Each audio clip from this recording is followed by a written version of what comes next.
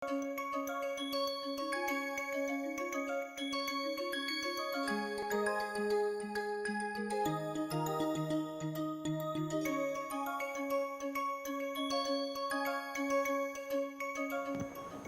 so now that we have introduced concepts of finite group, and also I said that they can all be, these finite groups can all be subgroups of the symmetric group of n objects, where it involves permutations of n objects, which we call it a symmetric group of degree n. We are now in a position to look at how these applications are looked at in molecules, which is composed of atoms, and these molecules have certain symmetries. This is what I was trying to say in the last class.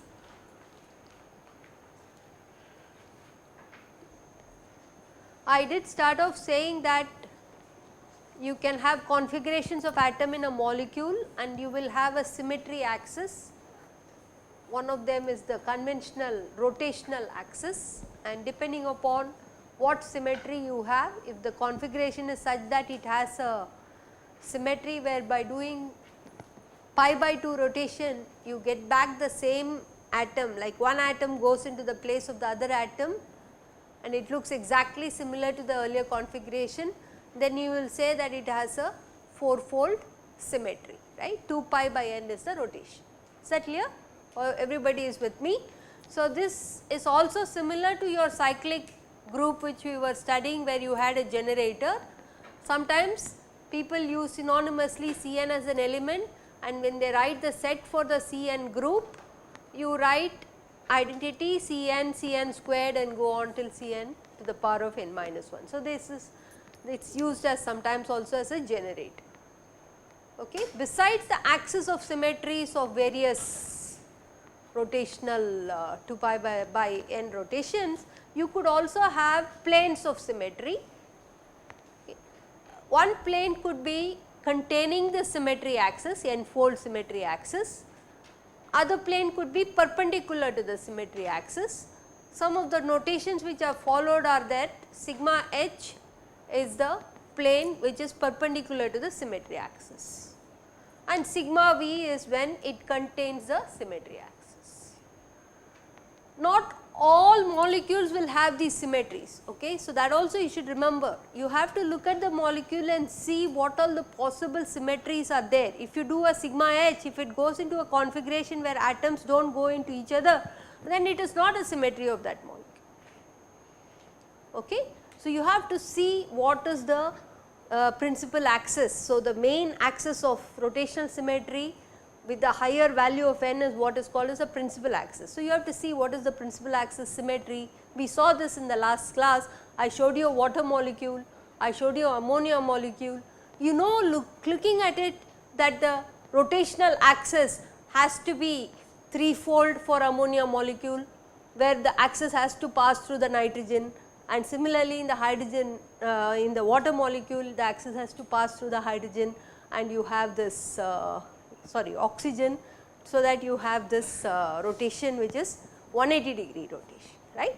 So, you can recall pictorially what is happening, whatever I have been saying as a group theory tool with elements, generators.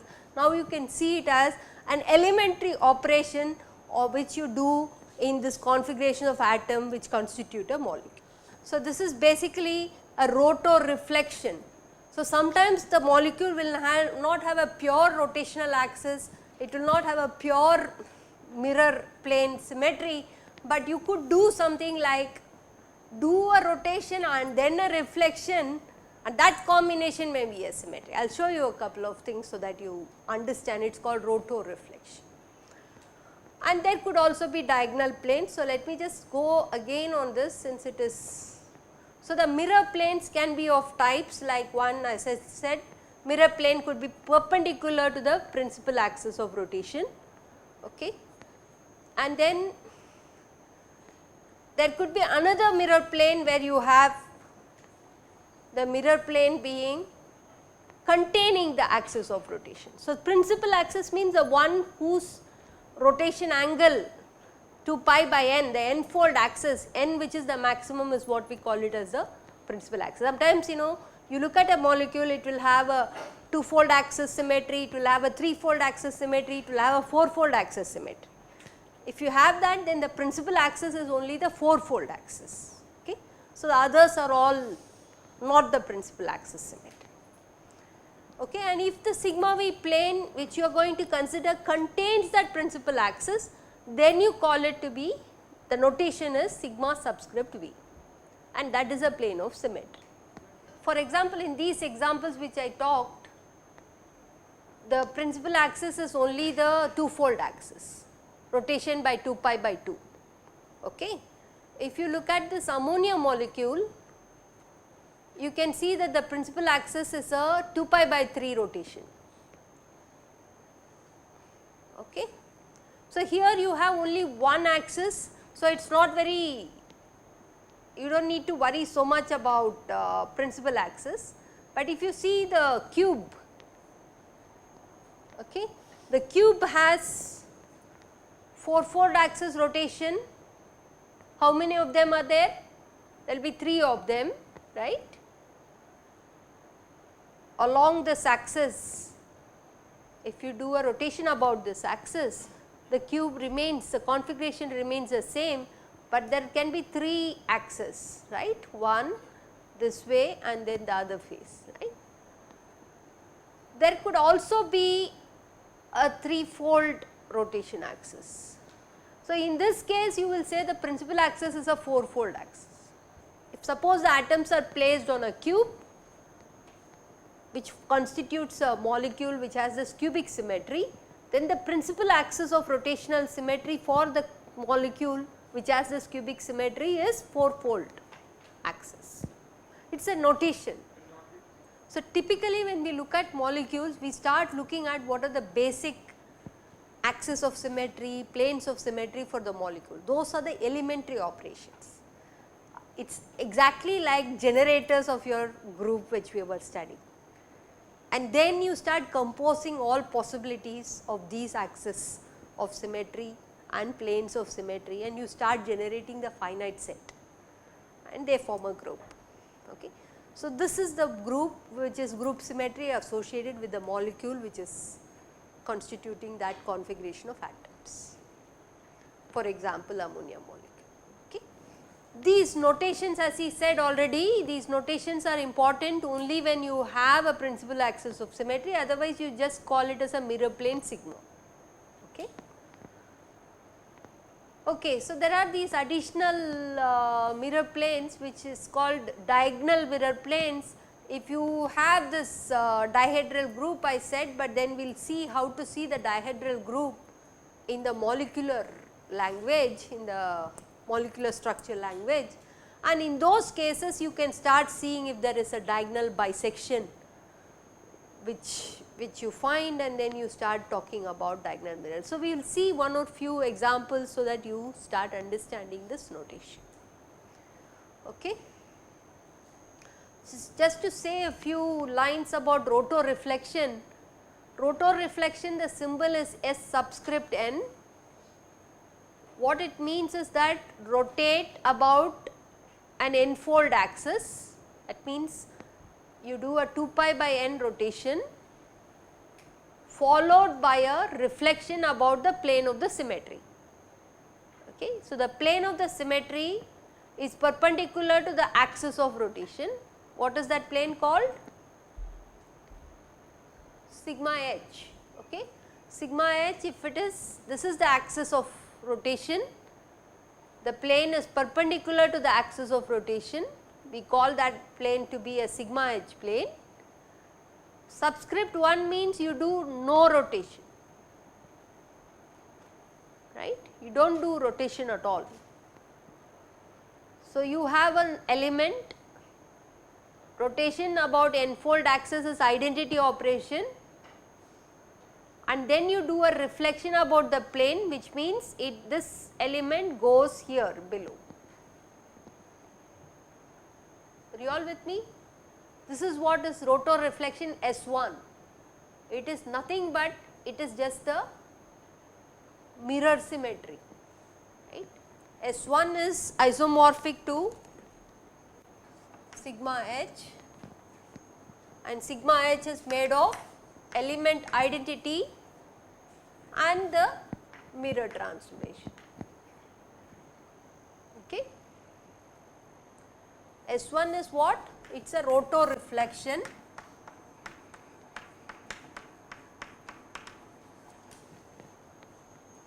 Rotoreflection, and this 1 denotes rotation by 2 pi by 1, which is 2 pi rotation, and then you do a reflection on a plane which is perpendicular to the axis. Is that clear?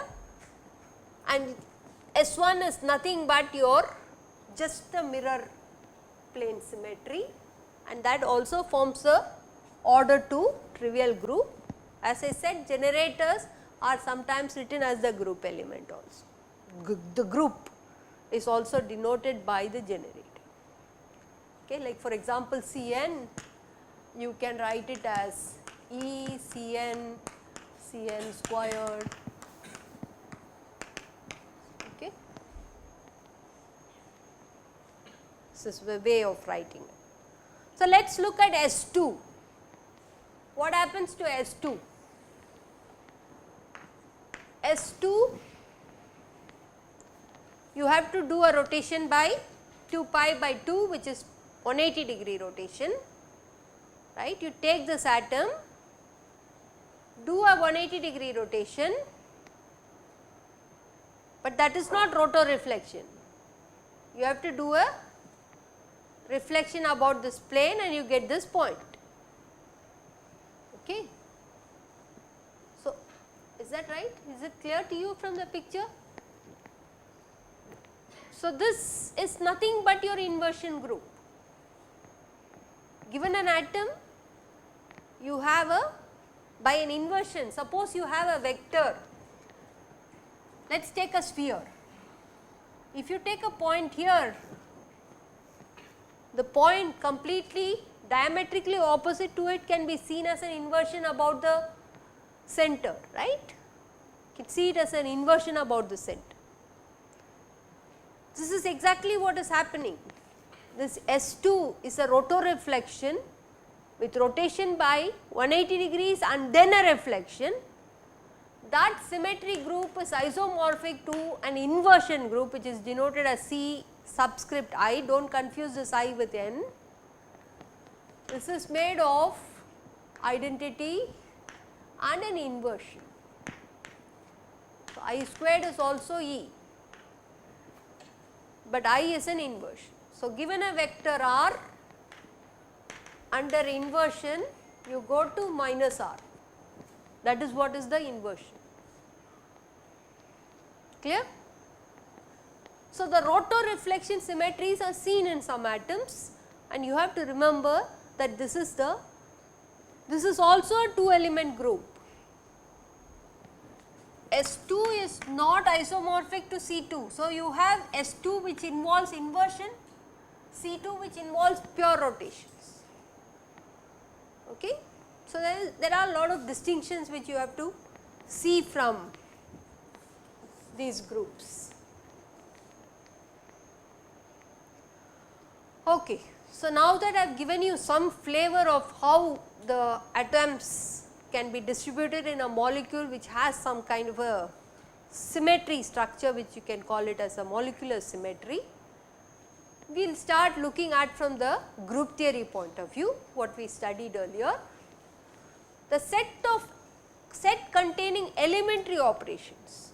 Elementary operations could be rotation about principal axis, it could be reflection about the planes of symmetry.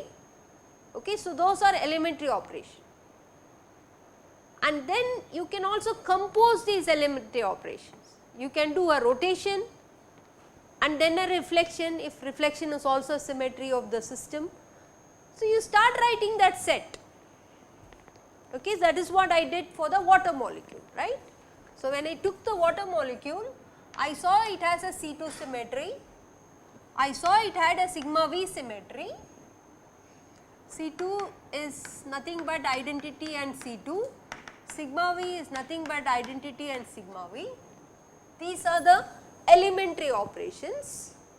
you can compose these elementary operations and write a set which you call it as C2V, which is E C2 sigma V C2 sigma V. And it is nothing but a direct product of it is a direct product group for an example. Okay.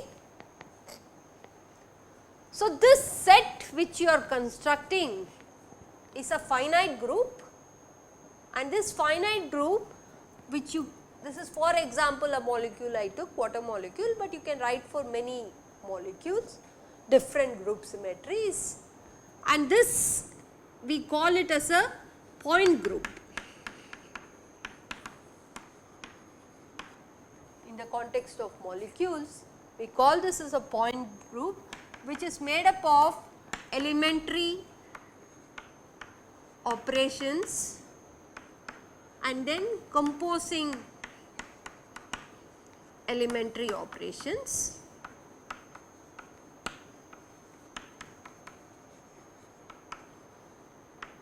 And that set should satisfy those properties of the 4 axioms of the group. Okay.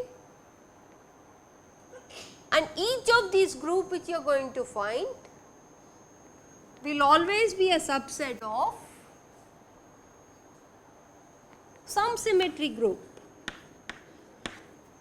What is that theorem? Cayley's theorem. Okay.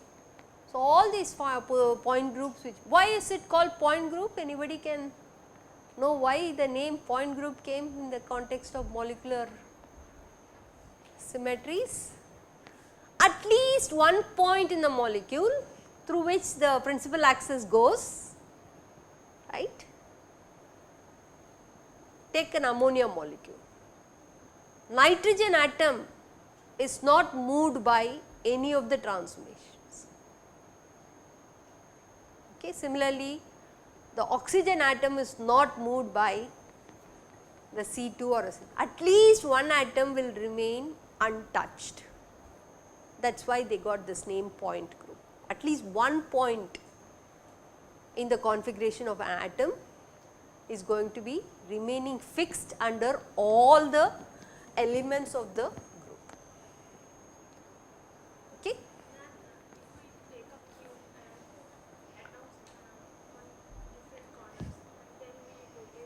Correct. Yeah, good. So, the cube and other symmetries are a little more than the point group symmetries which I am looking at it. So, there if you think there is a atom at the center of the cube, then you can think that that point is not untouched. So, if you look at it as a methane molecule, like for example, if you take a methane molecule, if you put the axis through the carbon, that carbon remains invariant. So, in the context of these molecular, so cube was just a simple example to show you that you can look at it this way, but in general there will be always a point which I do not need to touch by any of these transformations. The center point of the cube will not be touched. Whether there is an atom at the center point is your question, but I could have put an atom there and still the cubic symmetry will be still there, right. So, that is what I mean by this. Yeah. For a given rotoreflection group, is it fair to say that we can say that it's we can map it to some other rotation group? That is a good point. See, first of all, pure rotations are completely different from reflections. You know why, right? If you take a plane and do a rotation, the determinant of these matrices, when you write it, you can never make it negative, right. But when you do a reflection, the determinant can become negative. You can never transform pure rotations to become improper transformations. So, rotoreflection can never be made into look like a Cn. If at all you want to make rotoreflection to look at some other point group, it should have an improper transformation component in it. Can we find a plane where it's purely a reflection? Purely a reflection. S1 for example is a purely a reflection. Rotoreflection S1, But is it generally true? it is not generally true. It will have, we will see some more examples and then you can, I will give more problems and then we can see all those things, okay. So, but as of now you should distinguish a pure rotation which is about an axis of rotation is very different from the reflection planes, inversion symmetry, point, okay. They are all improper transmissions. Is that clear? You can never make a composition of rotations to look like a reflection, that is all I am trying to say. Whatever composition of rotations you take, it will never give you, it is clear, no? If you do C2 and then a C2 square, you are not going to get sigma V at all. Sigma V is a distinct generator and these two composed, one will be this element, you can call it to be an improper transformation, because C2 is a proper transformation or proper rotation, sigma V is a reflection, combining a reflection with a proper rotation is an improper transformation. Okay. So, the number of elements in the point group, I have kind of given you a flavor with some examples like ammonia molecule and water molecule, that you do see that the number of elements which we write by looking at the symmetry of a molecule, I can construct this and the number of elements will be finite and there will be subgroups of symmetric group of degree n. Okay.